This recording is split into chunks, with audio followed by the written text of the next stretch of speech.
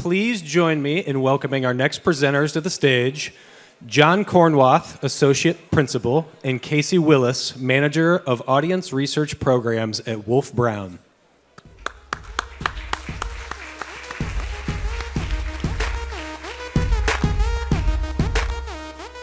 All right, well, thank you. We're super excited to be here for the official release of the Creatives Count report. Thanks to Vanessa Cooksey and to MK Stallings for inviting us to this fantastic event. And I also want to thank Liz Dykman and all of you who took our survey for making this research possible. Today we're going to share a little bit of background about the Creatives Count study, present some key findings, implications, and then share a little bit about some of the resources that we created in addition to the report itself. So to start with, back in 2012, RAC conducted Artist Count, which was a first of its kind exploration of artists in the St. Louis region. And that really complements well the arts and economic prosperity work that we've looked at today, in that it's kind of flipping the telescope around and looking at the other end and looking at kind of what the ecosystem looks like from the artist's perspective, rather than kind of taking the national level and the big economic view and kind of looking at it from the outside. So that study was really influential in informing RAC's programs and grant making for the past 10 years. Particularly, it was important in introducing the grants for individual artists, in addition to RAC support for organizations. But that data is now 10 years old, and a lot has changed in how artists connect with audiences and how they generate income and so on. So it's time for a refresh. But we didn't want to simply repeat the study from 10 years ago for a couple of reasons. For one, we want to focus on how artists are doing today in 2023 and what support they need going forward, rather than looking back and trying to diagnose what happened. And that was particularly a decision we had to make in how we deal with the COVID pandemic.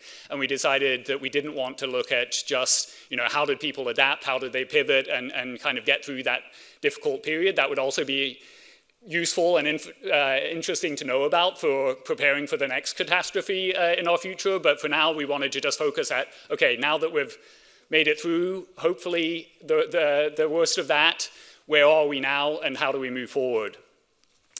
So then there were also a couple limitations with the way that Artist Count was conducted and who it reached that we felt we could improve upon.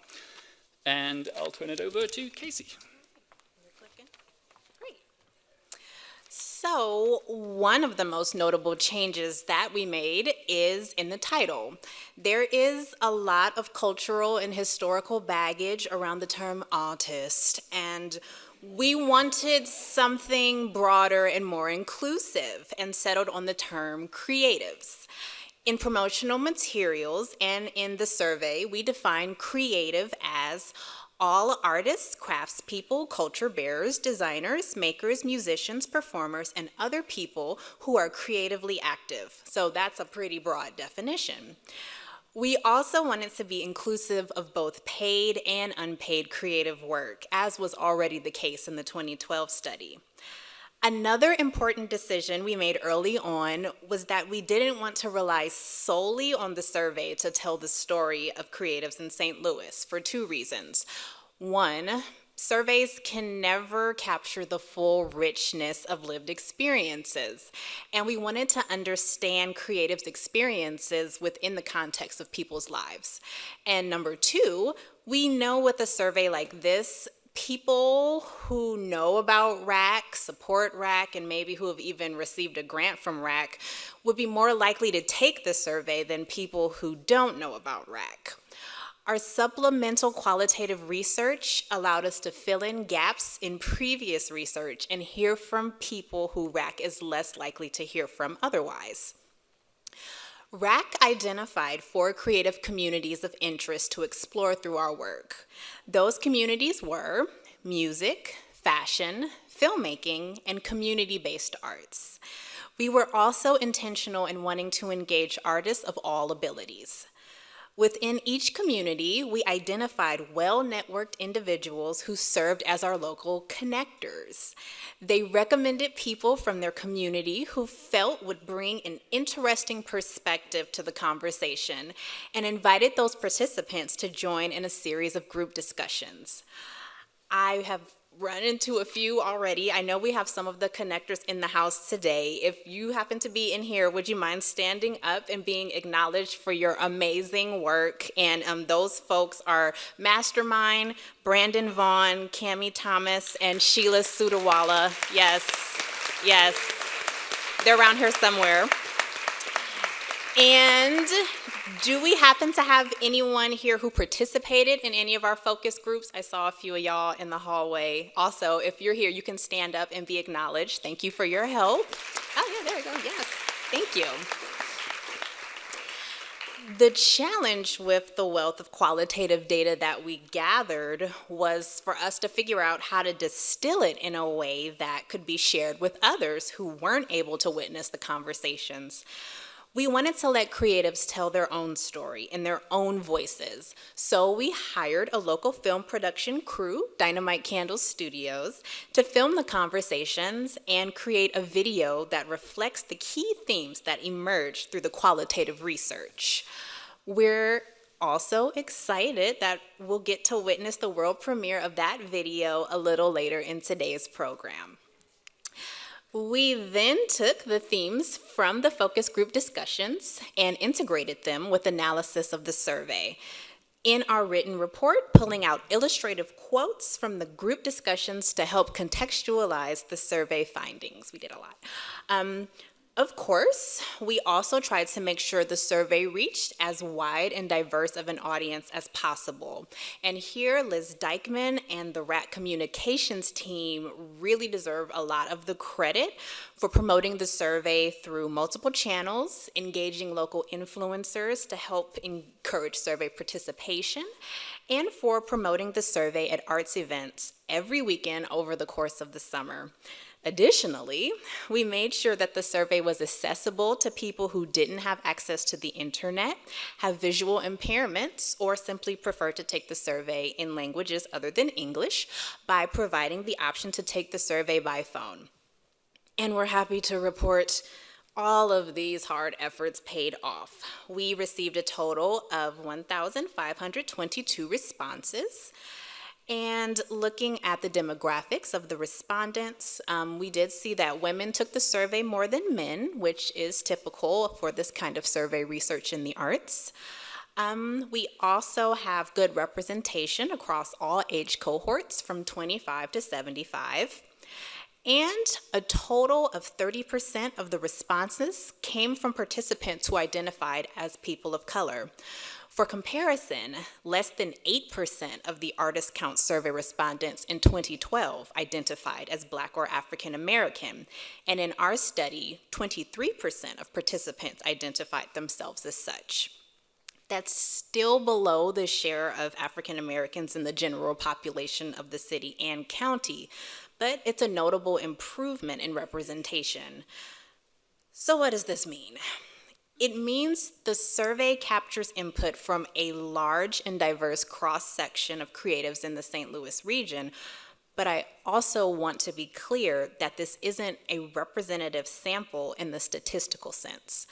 Nonetheless, with input from such a large and diverse group of creatives, the survey can be a useful point of reference for future policies and programs.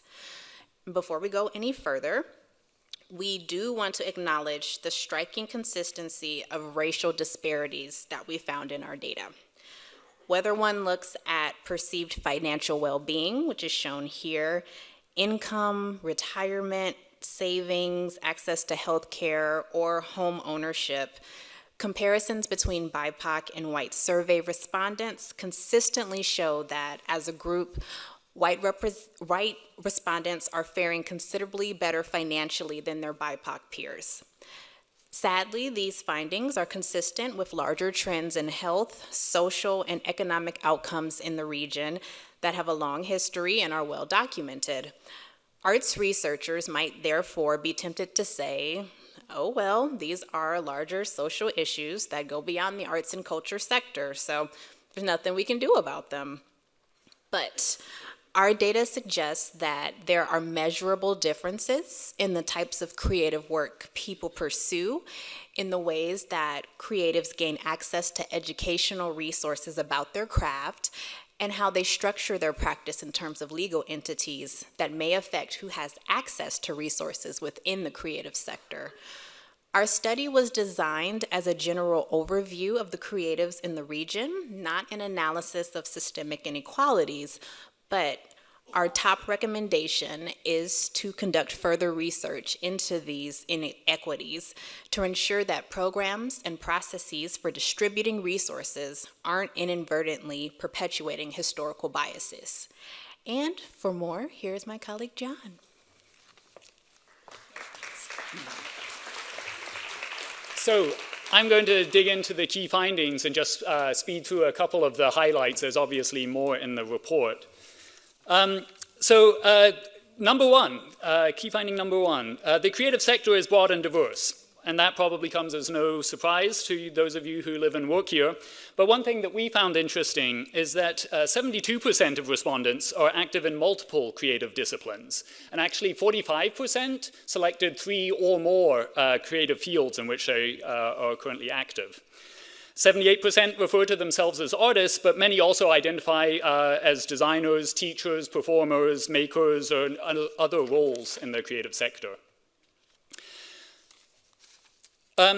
We also see wide variation in respondents' objectives regarding their income from their creative practice, and in part that reflects the broad definition of creatives that we used in the survey and the design. 41% of the respondents see their creative practice as their primary career. We refer to those people as career creatives in our report. Another 18% earn income from their, see income as an important reason for doing their creative work, but they don't see it as their main job. And that's these 18 here.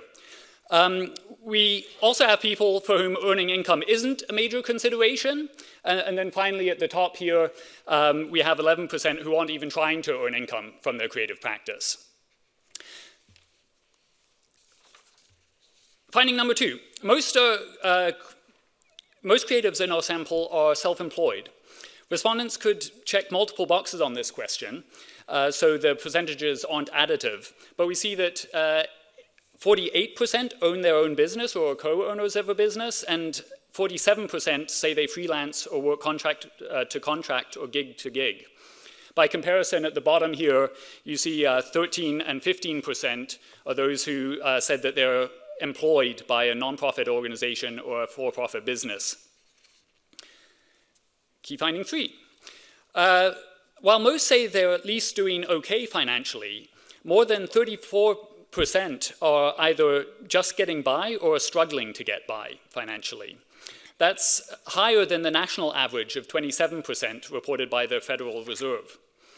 And for career creatives, those who see their creative practice as their primary career, the financial picture is even more challenging. Their 42% are struggling financially. Number 4, many respondents rely on multiple sources of income. On average, 31% of their income comes from work outside of the creative sector. And someone earlier today was speaking about how the creative sector is integrated and ties into the larger economy. And we see that happening there. So 31% comes from work outside of the creative sector, and 25% comes from their work in their primary creative practice. But as mentioned, that includes some people who aren't even trying to earn income from their creative work. And if we take those out and just, again, look at the career creatives, they're getting about half of their income from their creative work, 49%. Key finding 5. The greatest barrier respondents face is lack of financial resources to invest in their practice. That's followed, here we go. That's followed by lack of time to focus on their creative work is their second greatest barrier. I'm not going to go right through all of these. You can read up on that in the report. Key finding 6.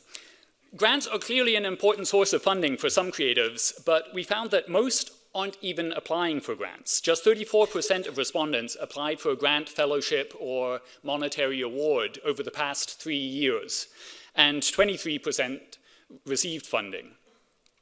Again, if we just look at the career creatives, those percentages are a bit higher, but still the majority aren't even applying. And that's despite the availability of COVID relief grants through CARES and other programs that were available during the pandemic.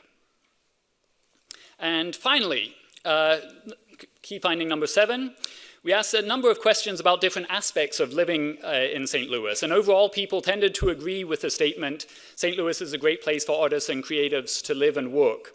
On average, on a scale from 1 to 5, the average score was 3.5, with 48% either agreeing or strongly agreeing with that statement.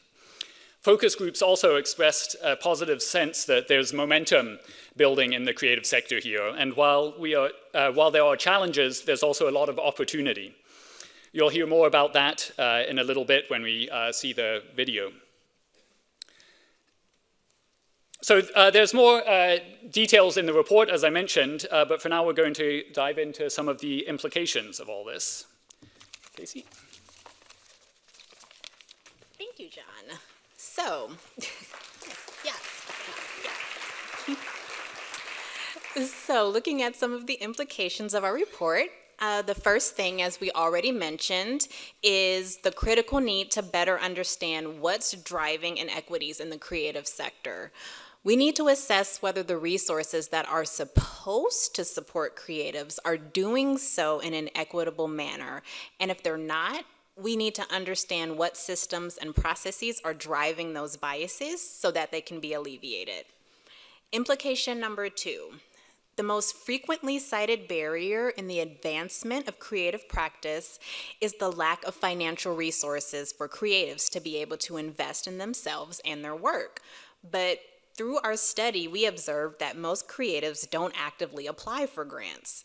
There seems to be a misalignment between the way financial resources are currently distributed through grants and the type of investments creatives are actually seeking. With grants, typically the money can only be spent as proposed in the application. There are several hoops to jump through, and afterwards, the recipient is back to where they started, looking for another grant.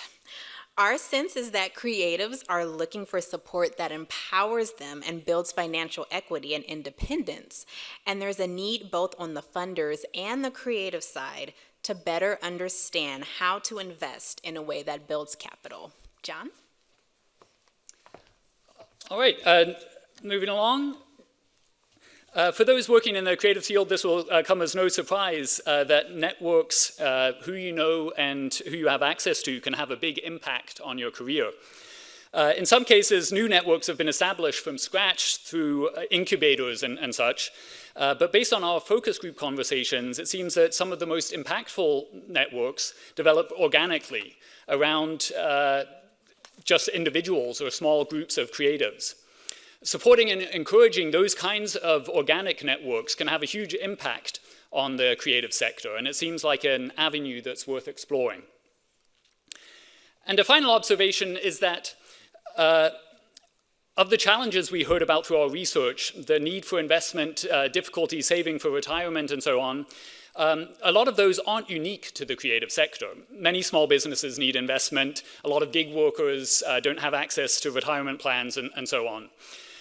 So some things like, say, copyright issues probably are unique to the creative sector, but for many other areas, it may be more effective to make sure that creatives have access to resources that are available outside of the creative sector.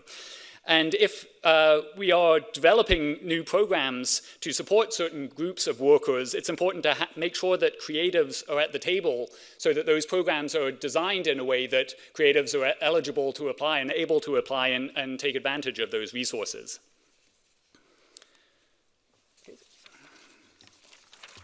And Lastly, speaking of those resources, hopefully we have enticed you to want to learn more about our report. We wanted to let you know that they will be available on RAC's website very soon, and those resources are our full report, a video overview of the key findings, the video synthesizing our conversations with creatives. It's amazing. And you also will have access to charts of all of the top-line survey data, which in some instances is even more granular than in the report. So we'll pass it back over. Great. John and Kacie, thank you so much. So it is now my pleasure to invite the next set of panelists to the stage to give their perspectives on Creatives Count. Please join me in welcoming Sheila Sudarwala, Executive Director of Artists First, Ness Sandoval, Professor of Demography and Sociology at St. Louis University, and Jong Bum Kwan, Associate Professor of Cultural Anthropology at Webster University.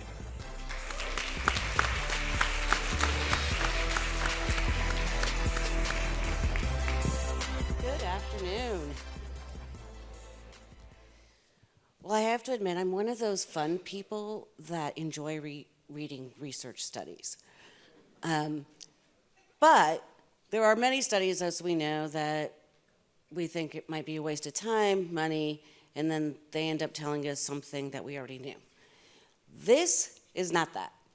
This was a much needed study, not only because the landscape has completely changed for creatives and the philanthropic world since COVID, but because creatives play such an important role throughout every sector, whether that be, as we heard earlier today, generating an economy, tourism.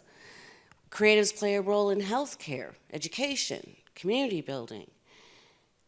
They play such an important role, yet a common theme throughout this study was that creatives need to hustle. This is something we heard over and over again, that we have to piecemeal jobs together to make a living wage. And as previously mentioned, 47% of those creatives that participated in the study indicated that they did freelance work, gig work. They relied on contract work. So they're engaging in creative practice out of their own risks. And then, of course, we heard 36% surveyed are struggling financially. So I say we change the narrative of the struggling artist. Let's get rid of that definition. Creatives need a living wage. That includes retirement, healthcare, skills development. It is an opportunity for funders and larger cultural institutions to invest in. Let's start there. We've heard that if we do engage in a grant to finance our creative practice, there needs to be a return on an investment. So let's streamline some of the grant processes. Can I get an amen from anyone on that? Okay. And then the other thing with being a community connector for this study, the other thing again, we're hustling. We're piecing meal jobs together. And again, I am an executive director of a nonprofit, and we rely heavily on donations. And that also includes in-kind donations. However, we as creatives, we need to stop the free labor. We need to stop agreeing. When I go to Schnucks, I have to pay for my bananas. They're not in cash money, dollars. They're not letting me pay for my bananas in exposure. So we need to change that. And then real quickly, with the findings, we heard it, racial inequity, investing in creatives, networking. Racial inequity plays out, or equity, let's be strengths-based. Racial equity plays out in all the findings of the study area. one of the things, another theme I heard as a creative connector was that there was a gatekeeper for creatives, right? Again, this is something that Artists First tries to challenge. Who and what is an artist? Who has access? Who has exposure? That's part of that gatekeeping that we have to question. Who has access? Who has representation? Communication or information? Who gets invested in? So we know this. The study said it, even mentioned that there's been a critical examination about systemic racism.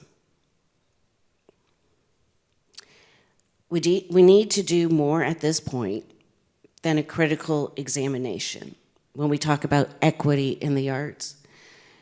I do believe that this study gives us a launching pad in so many different ways to advocate for ourselves as creatives, and that includes making that critical change. Thank you. Good job.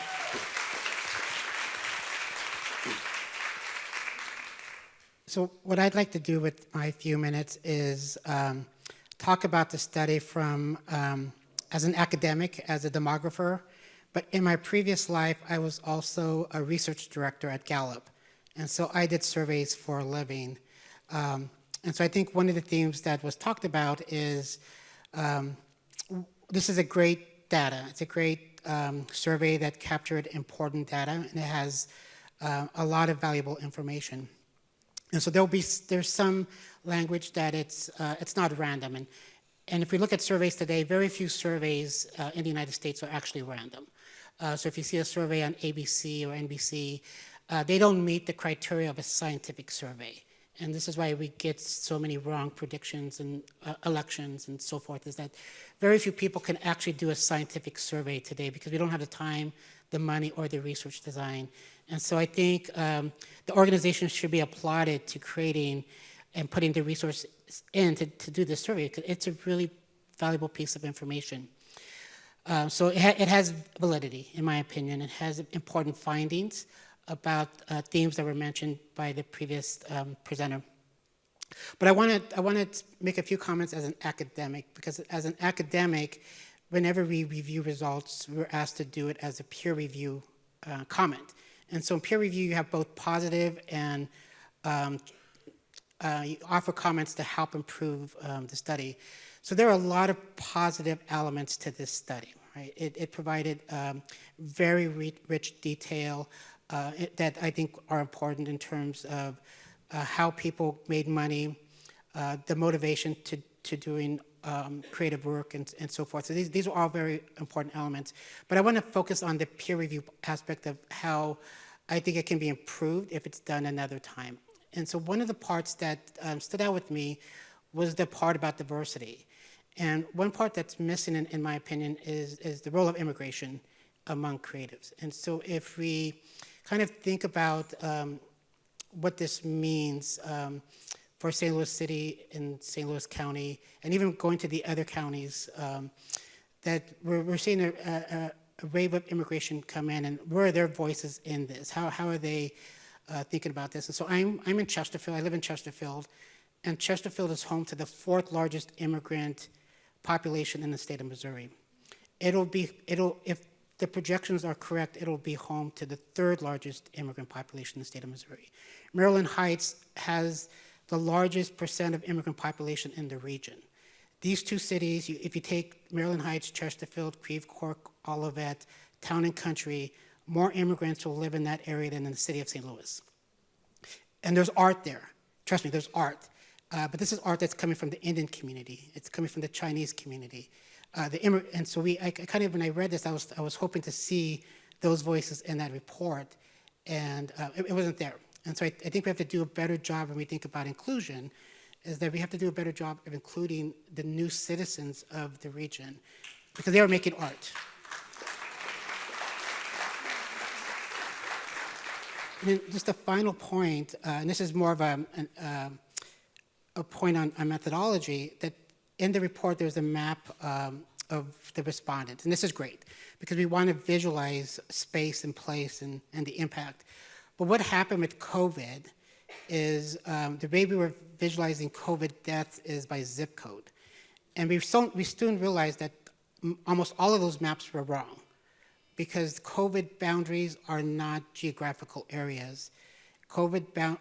Zip code maps are maps to deliver mail. They are not a geographical area. So every zip code map you see is actually incorrect. It's not actually representing reality. And the census is very clear on this. It's like, do not use these boundaries to represent or do any social economic type of analysis because of the biases in the boundary. And so my recommendation for the next time around is to try to use a different geographical area, census tract, block group, and there are ways to do it. If you want to protect confidentiality, we do it all the time, of getting people to tell the nearest intersection that they live in, to get a sense of authentic place. Like what are they actually living in? Because zip codes, when I looked at the map and I saw the concentration, I'm like, well, that's really an artifact of the zip code and not really where the people actually live. And so that would be my peer review comment on the study itself. But I think the study itself is great. It should be leveraged. There's a final comment that there's actually a lot of data there that we can do multivariate analysis and really start doing a deep dive on those who are actually doing creative work for a living. And that was probably my one thing I wanted to see more, is that there's a lot of room in terms of focusing more detailed analysis in the report. But those are my few comments. Well, thank you. I think I would have to agree quite a bit with Ness. My perspective is informed by my training in cultural anthropology, and I'm sure maybe some of you have taken an anthropology class because you had to and not because you wanted to. So what distinguishes my field is this emphasis on this kind of deep immersion into people's lives. And hopefully by careful observation and often participation, combined with in-depth interviews, we want to examine this, what we call the informal logic of social life, right? Those unspoken, taken for granted knowledge that is rarely fully formed, right? And in doing so, we hope to show, I would like to say, the world behind everyday appearances, and to kind of uncover the complex systems of power and meaning that people construct to shape their existence, such as race, gender, sexuality, and labor. Now, it might be interesting to hear about an anthropologist studying art. My interest in the St. Louis art world came from really my students. In the past 13 years teaching at Webster University, I've had the pleasure of teaching some amazing, smart, talented young black students, whom many of them aspired not to become anthropologists, but to become creatives and entrepreneurs. So reading the creatives count really reaffirmed for me a lot of the thoughts that I've had for the past 5 to 10 years. And there are 2 points that I want to expound upon. One is that there's an undercount in young black creatives, especially those between the ages of 18 and 24. And then 2, quote from the count, BIPOC respondents are more likely to own their own business and refer to themselves as entrepreneurs than white counterparts. So first on young black creatives. So as an urban anthropologist, I've been quite dissatisfied by the social scientific portrayals of black youth. Much of the research really focuses on what you might call quote unquote at-risk behaviors. Such research, I think, really ignores all of the young people who continually strive to become upwardly mobile and embrace what we presumably say are mainstream values and ideas. But it is important also to understand that inequalities are not necessarily produced or reproduced through their social, political, and economic isolation, or through their quote-unquote adoption of black urban culture. Rather, it is the normative institutions, right? It is the schools and the nonprofit organizations, the labor market, these dominant narratives that continue to marginalize aspiring youth. So while we need to understand black creatives as a kind of category, I think it's important to approach them as a more complex, intersectional social beings. On the second point on entrepreneurship, it's been a kind of an implicit theme throughout the afternoon. And as I said, a lot of my students also aspire to become entrepreneurs. And it really piqued my interest and my critical thinking. Why entrepreneurship and why now? Partly, I think, is that currently this idea of the free market, the idea of free market principles has really become a kind of common sense, right? Not only in terms of decision making for different organizations, but also the way that we organize and make decisions in our own lives. So in this context, when we talk about entrepreneurs, they are often celebrated, right? The entrepreneur is a risk taker, right? But they're responsible for their own decisions, they're autonomous, creative, and they invest in their own development, or what you might call your human capital. But while the entrepreneur may be esteemed, I think we forget that only half of small businesses survive past 5 years. Less than 1/3 make it to 10. Furthermore, when we think about how health insurance and other benefits are tied to formal employment, entrepreneurs are deeply vulnerable. Now, compound this insecurity with a long history of disinvestment in Black people and communities, sabotage their ability to accumulate wealth, and then we see a much grimmer picture of this hustle and grind of entrepreneurial lives. Furthermore, I think we cannot forget or overlook the decisions to pursue entrepreneurial careers are made under conditions of high rates of un- and underemployment for Black youth, right? Black youth unemployment is generally twice that of white youth. In addition, we need to acknowledge the persistence and prevalence of microaggressions and other oppressive conditions of employment for Black youth. So given these circumstances, what are the avenues for meaningful and dignified employment?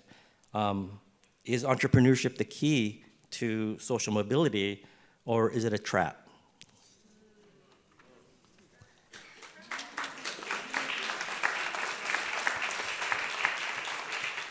So then we can think that the entrepreneur is not a simple cultural figure. So if we also then think about this, the narratives around entrepreneurship, and we think about entrepreneurship and urban policies, I think we see further complications. So for example, there's been a profound change in the language of public policy in the past 30 years, especially about urban poverty and urban development, from a language of innate Black pathology, the so-called underclass, to a celebration of their quote-unquote entrepreneurial energy and talent.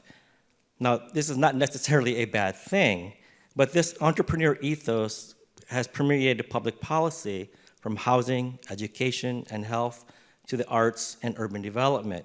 So how do institutions and programs incentivize entrepreneurial desires? And what are the costs to understanding of self, our social relationships, and our political engagement? Does the proliferation of entrepreneurialism rectify or reproduce racial inequalities? Does it redirect blame for failure from social structures to individuals, and ultimately leading to a depoliticization of young Black lives? So these are some of my initial thoughts, and I'm happy to engage with you later. Thank you.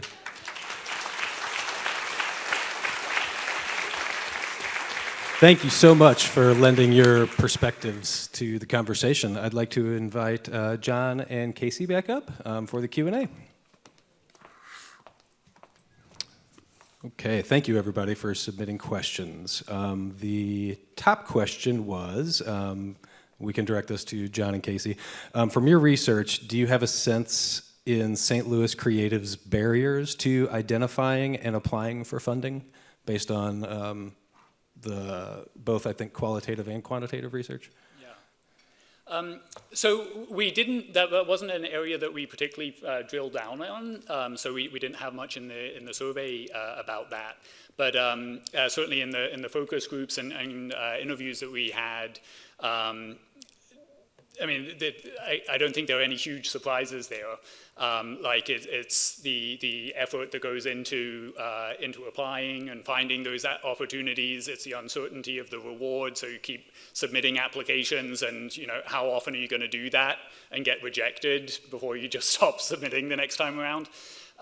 So there are several barriers there clearly. But again, we didn't get into like specifics of different subgroups within our study. Say in the focus groups, we didn't try and tease out whether those differences or in how they approach grant writing. Gotcha. Thank you. This one just came in, and I think it's pertinent to the panel discussion. And this is for anyone. Are there examples of organizations and resource providers putting the onus on themselves to expand beyond their typical bubble to be more inclusive?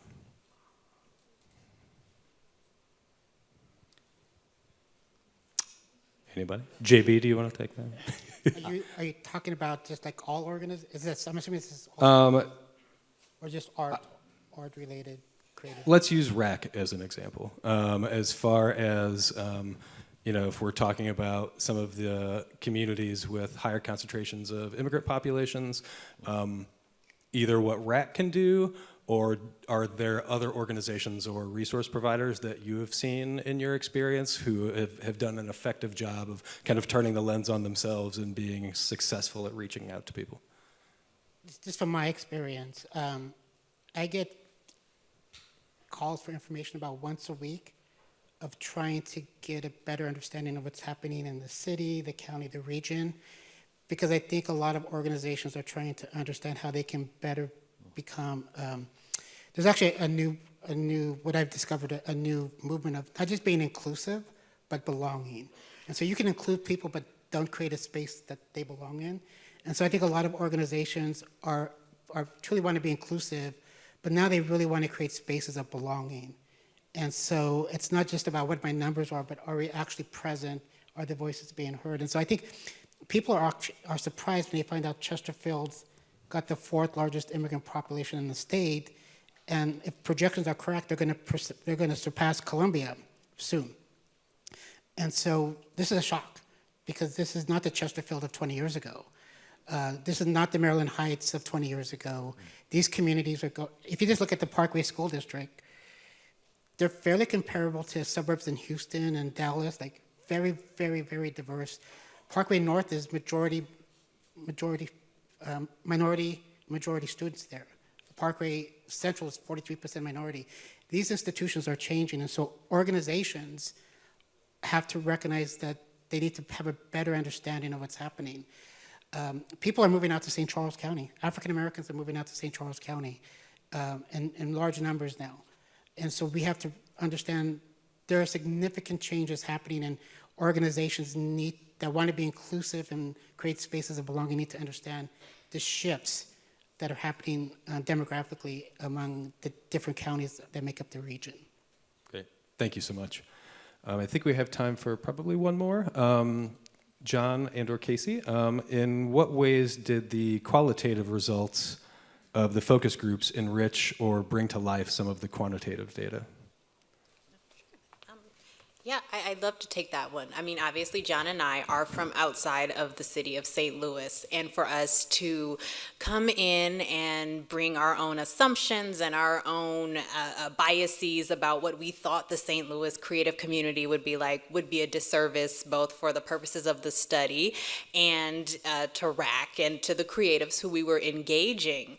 And so what the qualitative research did was really help to provide a sense of nuance. It helped to contextualize and humanize the numbers that we were gathering. And really, I mean, this CULTURA, this is the first conference of its kind. This is the first sort of time that you all are gathering to have discussions about the ways that data is influencing the art scene in the region.